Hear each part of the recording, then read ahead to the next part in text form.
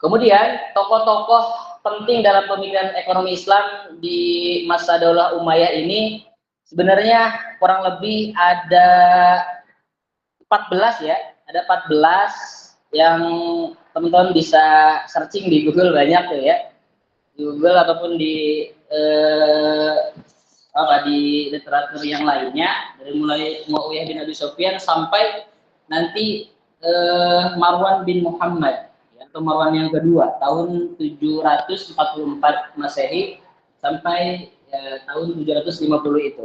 Tapi yang paling terkenal ya, atau yang bisa jadi dikatakan sebagai paling berdampak pada masa Daulah Umayyah ini yaitu yang pertama tentunya ya, yaitu Muawiyah bin Abi Sufyan.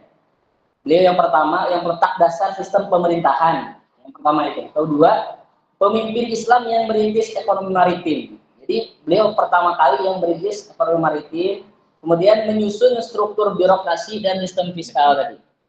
Kayak gitu. Kemudian yang kedua yaitu yang paling berpengaruh juga yaitu Abdul Malik bin Marwan, nanti akan dibahas oleh Kang Rifki mungkin. Kemudian yang ketiga yaitu Umar bin Abdul Aziz yang terkenal sebagai pemimpin yang soleh yang mana pada masa ini nanti akan dijelaskan sama Kang Hari. Ya, lanjut. Kemudian sumber pendapatan negara pada masa Daulah Umayyah ini yang pertama yaitu kharaj ya, pajak atas tanah, hasil atau wilayah kan. Jadi pada masa Umayyah ini kan banyak wilayah-wilayah yang ditaklukkan terutama dari Persia dan Bizantium atau Romawi ya. Kemudian jizyah, pajak bagi muslim sebagai imbalan perlindungan. Jadi kalau muslim tinggal di negara muslim gitu ya, wajib membayar jizyah. Kemudian humus seperlima dari harta rampasan perang. Dan terutama zakat ya, kewajiban bagi muslim sebagai instrumen distribusi kekayaan.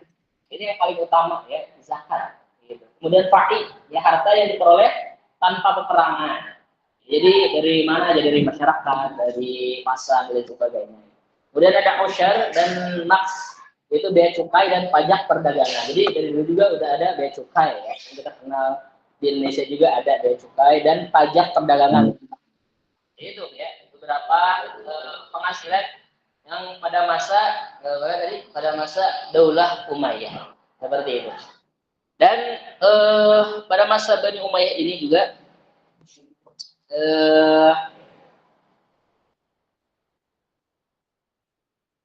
berdirinya tadi ya, awal berdirinya administrasi keuangan, politik juga diawali dengan Daulah Umayyah. Nanti akan lanjut lagi ke Abbasiyah dan akan di Umayyah ya, Umayyah kemudian Muawiyah juga nanti. Yang akan teman-teman juga bahas nanti ya. Lanjut. Dan akan dilanjutkan kepada Kang Riki yang akan membahas tentang Abdul Malik bin Marwan dan reformasi ekonomi. Ya, singkat selanjutnya tokoh berikutnya yaitu Abdul Malik bin Marwan. Pada zaman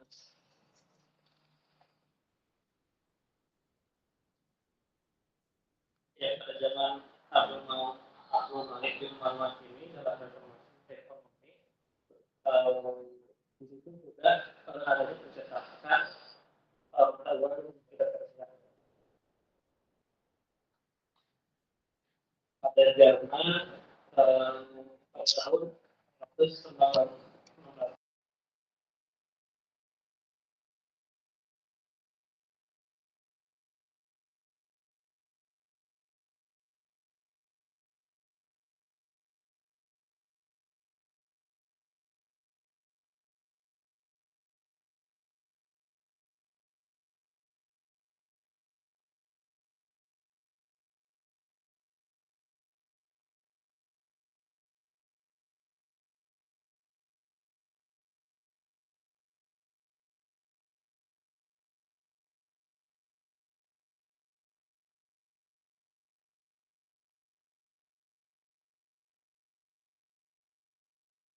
mulai pada zaman ini organisasi bahasa administrasi menggantikan bahasa Indonesia dari bahasa itu.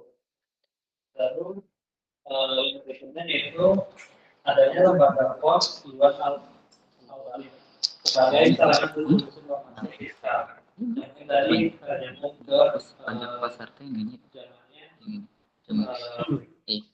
pajak iya apa yang zakat kalau di zakat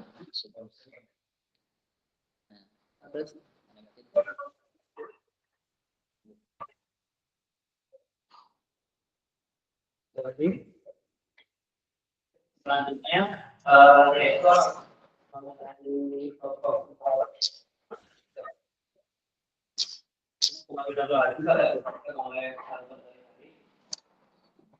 Baik, terima kasih pada Saudara Riki. Di sini ada Khalifah ke-8 yaitu Umar bin Abdul Aziz dari Daulah Umayyah dan kebijakan ekonominya. Beliau itu terkenal sebagai Umar II ya. Ya.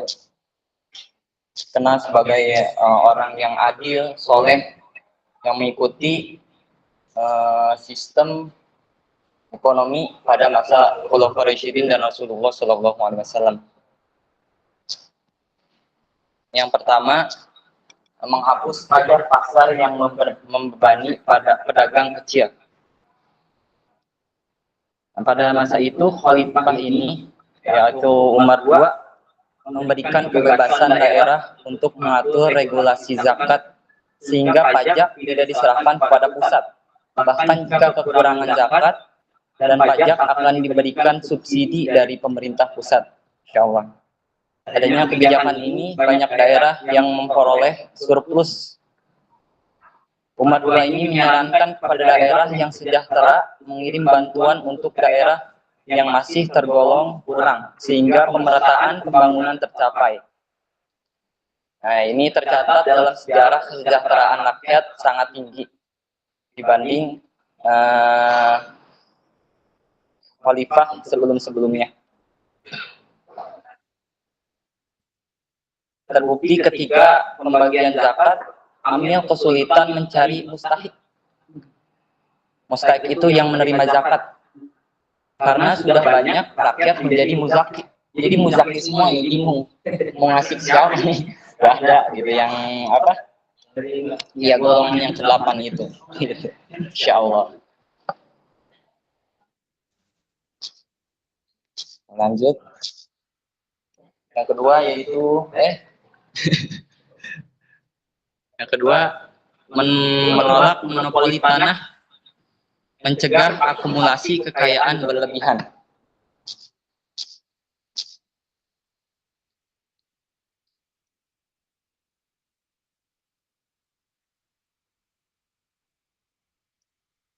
Yaitu pada waktu itu Umar II itu melarang penjualan lahan garapan agar tidak ada penguasaan lahan dan semua rakyatnya mendapatkan hak untuk mencari penghasilan. Jika seorang muslim ingin menggarap sawah, harus dengan persetujuan negara, yaitu menyewa tanah dari Baitul Mal, yaitu dengan durasi waktu tertentu dan biaya sewa sebesar kharaj. Aturan hampir serupa juga Umar terapkan pada kaum mawali muslim. Mawali itu kaum yang non-Arab, ya, kalau nggak salah, yang tidak Arab, yang non-Arab, di mana mereka harus tetap di desa serta menggarap sawah dan hasilnya adalah miliknya sebagaimana pemilik tanah. Betapa hadiahnya Umar II ini, upaya-upaya ini ia lakukan supaya tidak banyak lahan yang terbengkalai dan dialihkan pada investasi dalam bidang pertanian. Umar II juga mengembalikan kebun fidak milik Nabi Muhammad SAW. Juga mengembalikan sempat dikuasai Khalifah Marwan bin Hakam, yaitu khalifah sebelumnya, secara pribadi kepada Ahlul Bait. Untuk menunjang lahan pertanian, Umar II membangun kanal-kanal irigasi. Langkahnya supaya proses cocok tanam tidak bergantung pada hujan saja. Terus yang ketiga, memperkuat lembaga zakat dan menyalurkannya secara adil. Ini yang terkenal banget ya. Betapa dahsyatnya zakat itu jika disalurkan dengan hadiah kepada masyarakat seperti itu.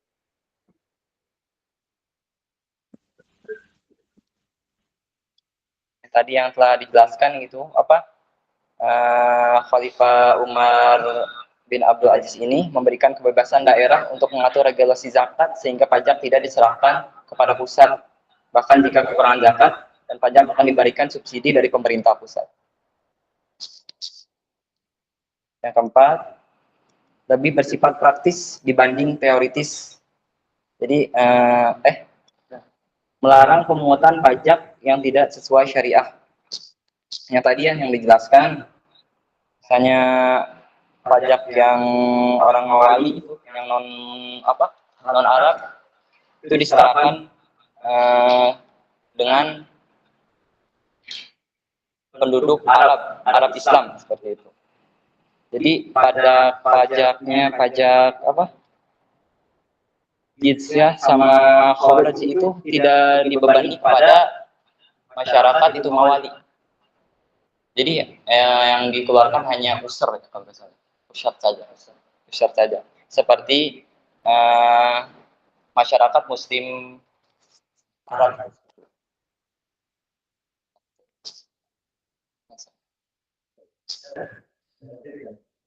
Nah, ciri-ciri pemikiran ekonomi di masa Daulah Umayyah ini yang pertama, belum ada disiplin ilmu ekonomi khusus. Ya.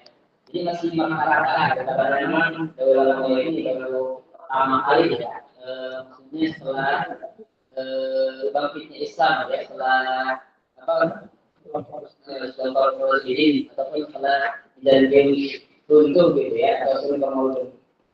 Tapi kebijakan berarti syariah, dalamnya bersyariah karena memang dasarnya ada masalah Rasulullah kalau tentang kebijakannya. Tapi diadopsi tadi dengan sistem Bizantium tadi.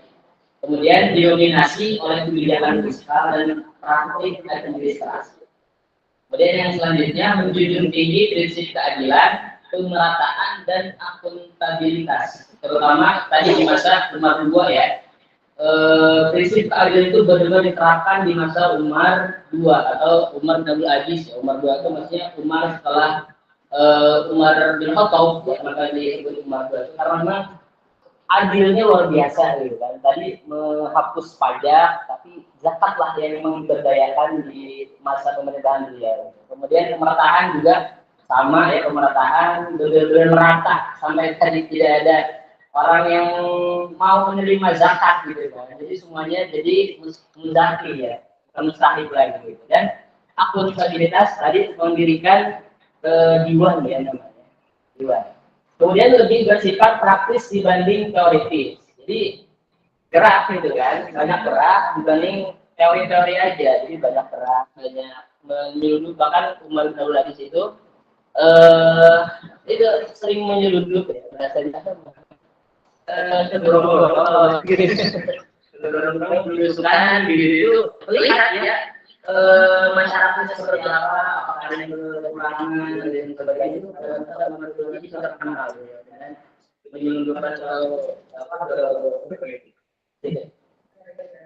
tantangan dan keterbatasannya.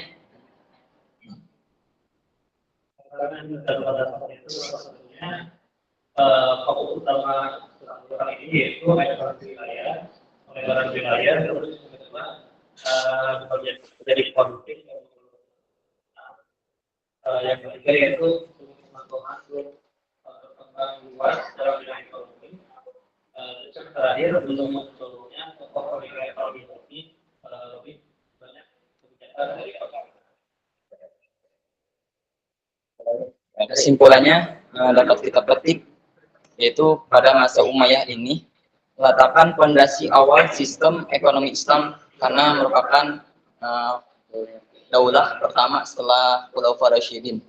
Yang kedua, para khalifah menerapkan kebijakan ekonomi yang reformatif dan berbasis syariah. Yang ketiga, reformasi Abdul Malik dan Umar bin Abdul Aziz menjadi tonggak penting dalam sejarah ekonomi Islam. Dijelaskan tadi bahwa Khalifah Umayyah itu berjumlah 14 ya. Jadi yang sangat berpengaruh ini terbilang ada tiga. Yang pertama itu Marwan, terus yang kedua Abdul Malik, dan ketiga Umar bin Abdul Aziz atau yang kita dikenal sebagai Umar II. Yang terakhir, pemikiran ekonomi pada masa ini bersifat aplikatif dan berpihak pada keadilan sosial.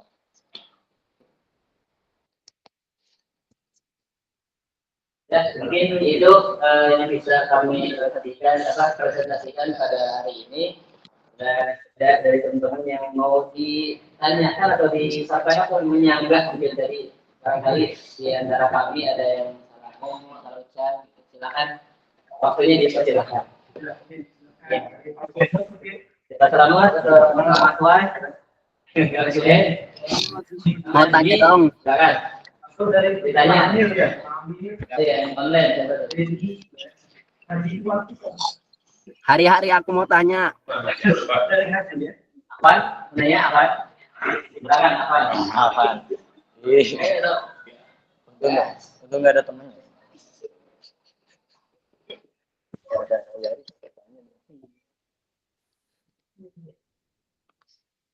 Sueb, ada? Sueb, Sueb. Kawan mungkin? Boleh, silakan Kang Sueb. Ya.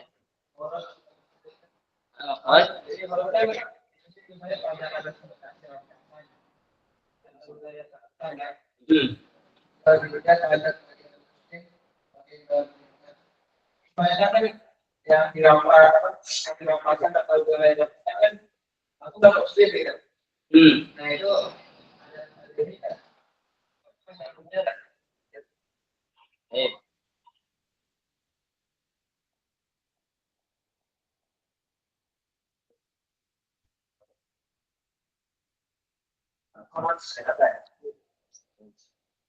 itu ya.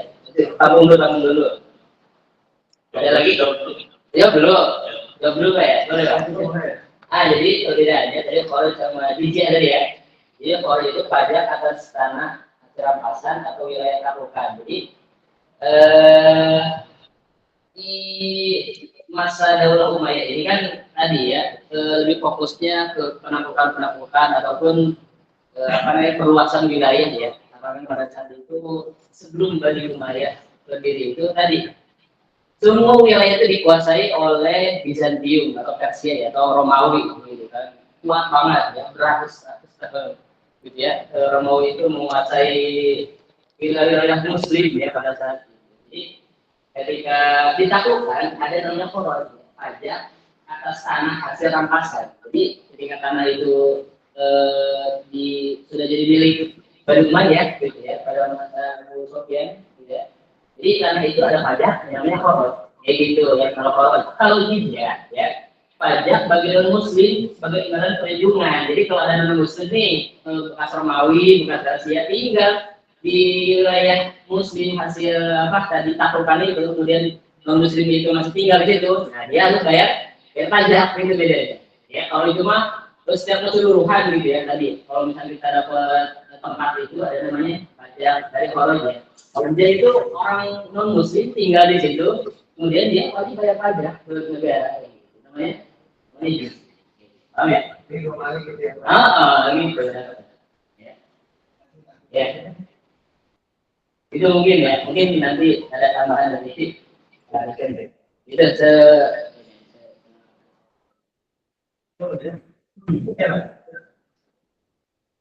ada lagi? Silakan dari Bang Soeb. Jadi yang online. Saya ingin bertanya ke Wawan. Pak Afwan. Ari. Silakan, Kang Wawan. Assalamualaikum. Jadi bertanya juga. Ya, sedikit. Jadi kan yang pertama juga kita sudah menerangkan tentang Amerika adalah dasar oleh para negara juga. Mengenai individu, pendidikan umum, dan pendidikan negara. Dan yang ketiga ini, apakah ada yang kembangkan atau ada yang belakang, ada yang disebut dalam pemerintahan atau lumayan ini? Apakah ada apa namanya? Sesuatu yang dikembangkan dari pendidikan ketika itu. Sama tadi penasaran kan tadi yang dijelaskan dengan Arif bahwa itu hanya terdapat banyak sekali tapi saya nggak ada. Lalu kita berbicara ke siapa? Kita penasaran. Akhirnya hartanya kan banyak nih. Iya. Apa dibuang?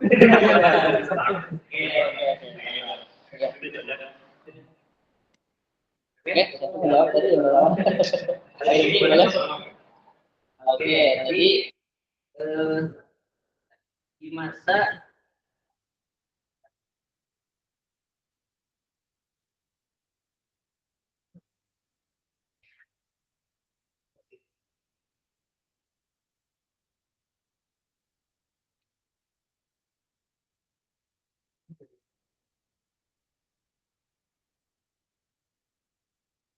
Pertanyaannya adalah apa ya? Dari fasilitas gitu ya yang bisa dikembangkan. Iya, itu kan ada tiga pendidikan fasilitas ya. Itu apakah ada yang dikembangkan dalam yang digunakan? Oh iya.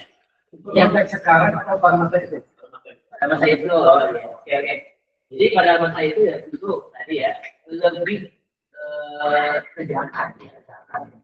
Pada masa itu benar-benar berkembang sampai bisa menghapuskan pajak. Gitu ya. Jadi pada masa itu ya pertama di tadi di Abdul Aziz itu benar-benar merata. Ya.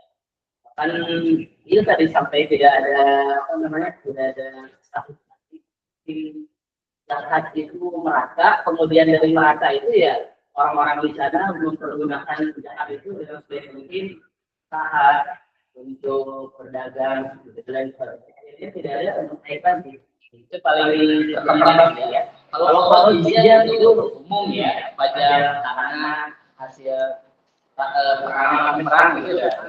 Ini bisa juga apa berkembang. Cuman pajak ini ya, zakat ini ya, zakat ini sampai bisa menghapuskan pajak gitu kan. Karena kan semalam juga belajar ya, pajak itu apa ya? Kalau misalkan satu negara semakin pajaknya besar berarti ya negara itu semakin bermasalah gitu. Banyak itu ya. Gitu ya. Artinya kan zakatnya tidak kurang berkembang. Jadi itu paling ada itu zakat ya. Kemudian di sini ada tadi lembaga pos ya Dewan Nagari itu tambah juga pada saat itu untuk apa ya itu pembukaan khalifah dengan para gubernur di pada apa namanya Abdul Malik bin Marwan itu mendirikan lembaga pos. Lembaga pos juga milik negara dikembangkan pada saat itu. Kemudian di pertanian juga ada ya. Iya, tidak terlalu marak lah. Paling marak itu zakat sih kalau bisa bayar ini ya. Biasa begitu. Ya, apa? Ya. Sama tadi. Oh iya, kalau misalkan nggak ada mustahik gitu, zakat tadi kemana ya? Ya digunain sama ini sama pemerintahan ya. Berarti untuk bidang-bidang lain infrastruktur, pembangunan. Jadi bukan untuk masyarakatnya, bukan untuk perut gitu ya, lebih ke pembangunan, ya, pemerataan. Jangan itu ke pemerintah. Iya, untuk pemerintah. Ya, pemerintah kan, ya pemerintah. Gitu kan. Bahkan kan, khudin amwalikum sedekatan tuhirhum mutazakihim biha, gitu kan. Pada masa itu zakat itu seperti yang di zaman malam ya, kalau ingat gitu. Zakat itu pada masa itu bukan orang yang zakat itu datang ke pemerintahan gitu atau ke lembaga zakat gitu. Pada masa itu gitu diambil gitu kan. Jadi kita orang pemerintah datang ke rumah gitu kan. Kita lembaga zakat kita tampung gitu ya. Kita tampung dan kita ambil gitu kan. Pada saat itu ya. Pada masa Rasulullah pun begitu ya. Jadi pada masa Umayyad ini sudah menerapkan sistem pada masa Rasulullah dan kalau sendiri. Yang mana zakat itu diambil ya oleh lembaga zakat atau pemerintahan. Pada saat itu kemudian ya dibawa ke pemerintahan untuk dikelola dengan sebaik seperti itu, kawan. Jadi bukan terlebih ke bansos gitu kan bukan, tapi lebih ke pembangunan pemerataan. Itu mungkin. Ada yang mau bertanya Pak? Yang dari online nih, Denny. Online Denny. Ayo, Silakan Den. Ya, assalamualaikum warahmatullahi wabarakatuh. Waalaikumsalam. Maaf ya sebelumnya tidak bisa ikut offline. ingin ber- ingin bertanya, kan tadi ada tantangan sama keterbatasannya ya. Dari tantangan tersebut kan banyak yang terjadi konflik dan pemberontakan. Itu konfliknya itu apa saja dan bagaimana cara menyelesaikan ataupun ya cara menyelesaikan konflik tersebut gitu sehingga menjadi lebih baik gitu. Oke. Terima kasih. Wassalamualaikum warahmatullahi wabarakatuh. Oke, makasih Denny. Pertanyaan. Jadi tadi kan apa namanya? Tadi itu kan pada masa Daulah Umayyah itu ada tentang dan apa? Perbatasan. Nah itu tanyain tantangannya itu apa aja? Sama apa? Sama penyelesaian dari khalifah itu bagaimana gitu dalam menghadapi tantangan dan halangan itu. Ya. Jadi pertanyaan. Gitu. Tanya.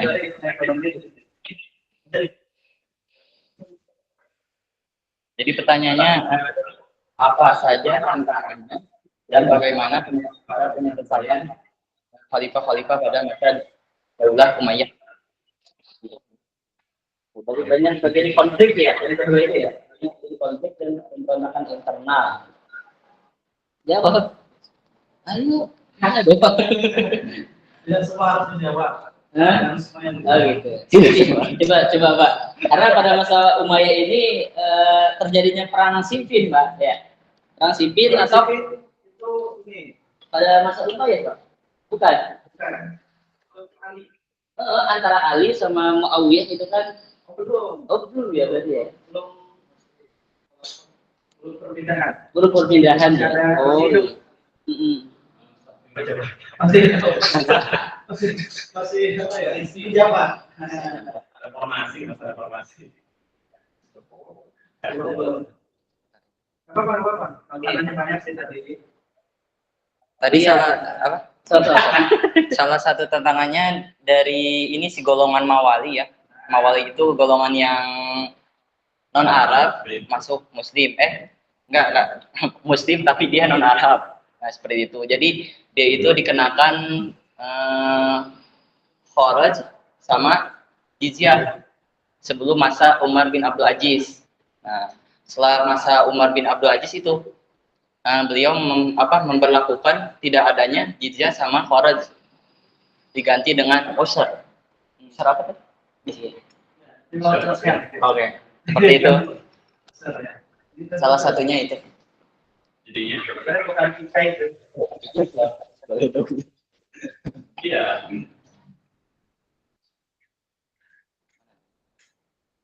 Ini tantangannya apa penyelesaiannya apa? Iya itu konfliknya. Konfliknya itu banyak yang keluar dari apa namanya otonomi daerah Daulah Umayyah. Jadi pemberontakan, iya. Gara-gara itu, karena ada apa namanya pajak jizyah sama kharaj itu. Jadi diberlakukan sama golongan Mawali aja, sama golongan Muslim yang asli Arab itu enggak. Ya, jadi merasa tidak adil Mawali itu, maka mereka itu memberontak. Jadi masuk ke Abbas. Baru akhir Maya. Iya. Iya, dari Umayyah. Itu nanti akan terjadi perang Siffin di masa Muawiyah ya, Pak ya?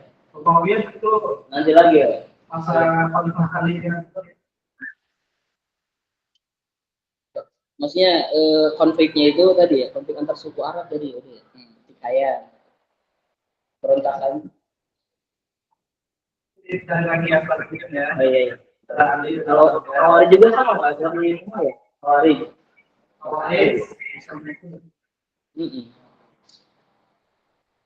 Khawarij pemerangan Khawarij ada juga. Kemudian solusinya, Khawarij, itu gimana? Oh, udah ada tadi itu solusinya dari Umar bin Abdul Aziz. Jadi dia memperlakukan syarat aja buat maupun golongan Mawali maupun golongan yang Muslim Arab, pusar aja gitu diberlakukannya. Kalau dia supaya pada masa itu ini, kalau kita ambil barang dari luar, bawa ke daerah kita, itu agak kacau. Betul. Kalau sana itu. Iya. Jadi ada lembaga bea cukai juga. Kalau bea cukai kan lebih beda ya dari dulu ke sekarang.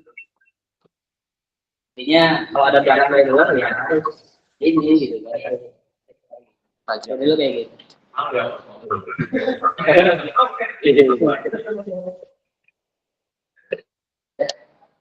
Ya.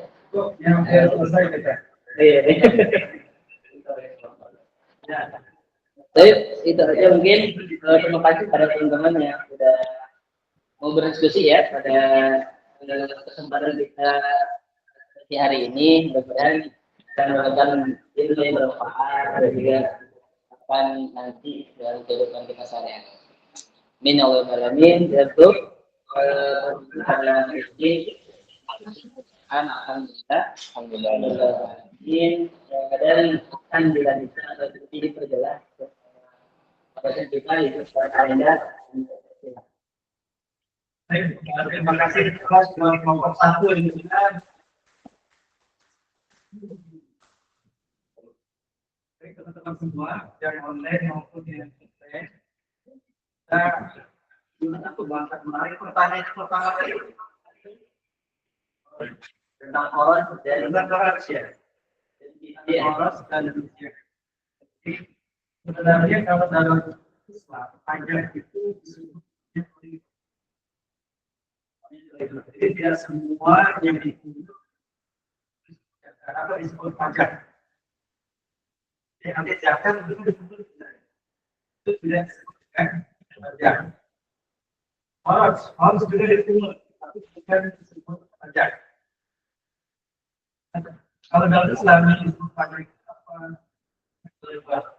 Itu dari kata dalam yang dari itu. Mukul. Karena mukulnya ke siapa? Mukulnya orang kaya saja. Orang kaya yang muslim laki-laki. Yang balik. Bagaimana kalau orang kaya muslim wanita? Enggak. Bagaimana orang kaya kafir yang kena juga pajak? Dan itu sifatnya sementara. Jelaskan yang Korus ini salah satu yang juga muncul pada masa Umar bin Khattab. Ketika di Muawiyah maka melanjutkan pemikiran melanjutkan pemikiran dari Korus. Dan tadinya Korus ini pada masa yang lain Korus ini tidak ada. Jadi pada masa Abu Bakar As-Siddiq pendapatan negara itu banyak. Makanya kalau ada yang tidak bayar zakat, tidak pendapatan negara. Yang terjadi politik-politik di untuk mengambil zakat kepada orang yang menolak membayar zakat. Karena ini cuma cara ini saja. Lantas pada masa Umar bin Khattab maka muncul poros, kemudian pusat. Sedangkan pagi dia sudah terhumus ini pada masa Rasulullah sudah ada. Nah, poros ini pada masa Umar dan usur. Nah, usur ini bukan biaya, sebenarnya dia cukai juga, tapi bukan pajak. Nah, pajak bukan biaya cukai perdagangan. Lebih tepatnya usur ini adalah zakat rakyat. Ada sekitar 10 sama sekitar 50. Termasuk usur. Kenapa usur ini disebut kata namanya? Sebenarnya bukan dari cukai, tapi zakat. Untuk siapa? Untuk Muslim yang masuk atau di luar negeri. Jadi ada seorang Muslim, tapi dia pedagang, dia mau ke luar negeri. Nah, kamu sudah bayar usur belum? Kalau dia seorang Muslim, maka dia bagi bunga untuk seorang saja. User ini disebut dengan apa? Sepersepuluh. Sepersepuluh. Nah, tapi kalau dia sudah membayar user ketika dia sudah membayar zakat, maka dia bahkan tidak mendapatkan user. Ini tentatif ya. Tetapi keilmuannya kita lanjutkan. Bagaimana dengan khoros? Nah, khoros ini benar tanah. Benar tanah. Tapi tanah ini spesifik adalah tanah pertanian. Mau tanah pertanian yang mau ditanam, apakah tidak tetap diambil khoros? Bagi siapa? Bagi yang bukan. Tapi yang muslim, dia tidak diambil khoros. Tadi kan kaum awal itu ya, kaum awal itu tadi dia bukan muslim, terus dia masuk Islam, maka tidak lagi diambil khoros, tapi diambil usernya. Diambil user itu apa? Zakat pertanian. Bedanya apa antara khoros dengan user? Kalau khoros yang mau ditanamin atau tidak diambil aja berdasarkan luas tidak ditanam. Tapi kalau user, kalau nggak ditanami ya nggak. Kalau nggak panen, nggak bayar juga, gitu kan? Jadi sebenarnya user. Kalau misalkan tanahnya itu pakai irigasi, ambilnya 100 per pohon. Tapi kalau pakai irigasi, 100. Jadi besar. Nah inilah yang sebenarnya bagian dari ekonomi syariah pada masa itu. Bisa nggak dipakai zaman sekarang besar? Sangat besar. Termasuk humus. Humus ini sebenarnya kondiman. Antara kondiman itu kondimannya sama pakai rasul. Kalau pengobatan rasul berarti mana di mana ya sesuai. Atas bagaimana dengan zakat? Jadi ada berbagai sekali zakat ya. Pada masa Umar haji semuanya menjaki. Zakatnya harta zakatnya dikemanain? Pada waktu itu dalam penjelasannya zakatnya itu dialihkan kepada pemuda-pemuda muslim yang jadi para jomblo-jomblo orang itu didorong untuk menikah dengan harta. Tetap karena zakat ini tidak bisa untuk pembangunan. Zakat ini tidak bisa untuk pembangunan. Untuk siapa? Dari kita pelajari. 8. Tidak boleh. Zakat untuk jalan. Zakat untuk bangun rumah. Jadi kalau rumah-rumah dan rumah miskin tidak bisa. Harus diserahkan kepada orang jangan seperti itu. Poin pertama itu fakir, miskin, yang orang melawan itu sambil orang budak yang mereka dirinya, kemudian orang yang punya utang, ini bukan utang riba ya, tapi utangnya itu misalkan utang yang memang mencekiknya itu bukan yang riba. Jadi misalkan karena kebutuhannya dia pengen makan, tapi dia berutang termasuk kepada disabilitas. Baik, ini zakat dan harus kepada situ, tidak boleh yang lainnya. Karena zakat itu terus. Nah inilah yang kemudian tantangan tadi ya, tantangan dari kaum awalin. Kaum awalin memang pada masa Bani Umayyah itu sentimen Arab itu sangat kuat.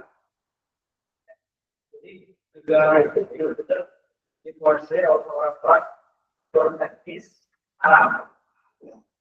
Nah, jadi ketika ada yang masuk Islam itu misalkan dari Turki, dari India, kemudian dari Mesir, dari Syam, itu disebut dengan awalin. Maka terjadilah kelas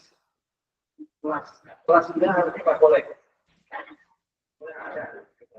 Makanya orang-orang di Indonesia pengen muncul, gitu, pengen eksis. Dan terjadilah kemudian sebuah namanya goncangan. Apalagi ditambah dengan pada masa-masa itu ada pemimpin yang boleh seorang hakim. Kemudian disokong oleh Bani Abbas dan juga orang-orang Syiah. Namanya Abu Muslim Al-Khurasan atau Tersebut. Dan juga pergeseran kekuasaan pada Irak. Nah, akhirnya solusinya bagaimana? Nah, tadi solusinya. Solusi bagaimana kaum muslimin itu bisa bersatu. Ya. Solusinya tidak lain adalah ketika terjadi kesejahteraan, politik ini juga bukan politik dikuasai oleh satu etnis saja, tetapi memang global, siapapun bisa menduduki jabatan, dan dikuasai oleh etnis tertentu atau dari nasab tertentu. Karena orang Bani Umayyah ini kalau bukan keturunan Bani Umayyah boleh. Salah. Soalnya harusnya boleh menduduki jabatan-jabatan di pemerintahan yang tidak memandang. Nah, ini sebenarnya bisa nggak kita praktekkan di desa? Bisa. Bagaimana zakat kita dikelola dengan baik? Aset zakat di Indonesia itu kan bapak ini, Pak Des, 300 triliun potensi zakat.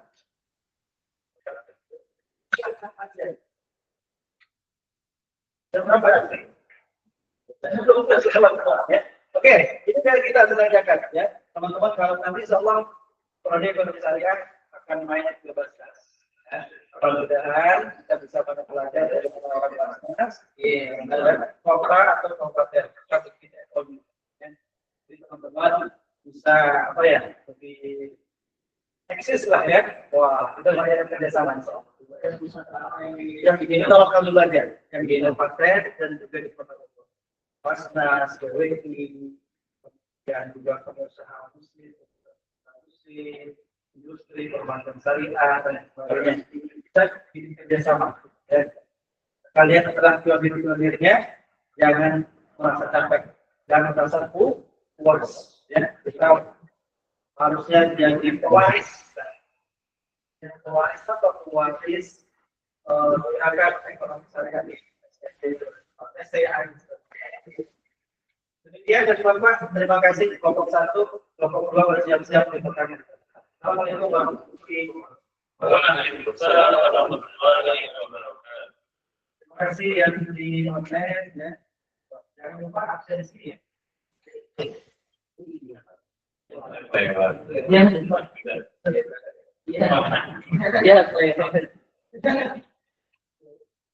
Pak, boleh izin bertanya? Boleh, Pak. Tadi di awal pemilihan itu ada 3 bagiannya, Pak. Ya, 3 macam. Di tadi saya